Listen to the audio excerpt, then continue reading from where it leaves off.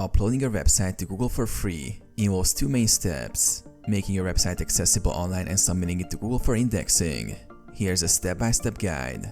Get web hosting and domain name. To make your website accessible, you will first need a domain name and web hosting service. Popular hosting providers like Bluehost, Hostinger, or SiteGround offer both. Purchase a domain and set up a hosting plan to store your website files. Build your website.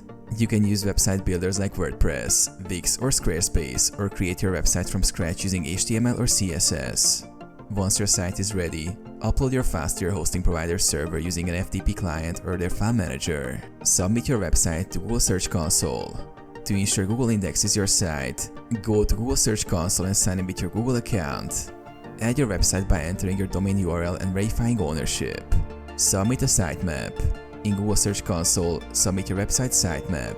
This helps Google easily crawl and index all your web pages. Monitor and improve SEO. Once submitted, monitor the website's performance on Google. Check indexing status and improve SEO to help your site rank higher in search results.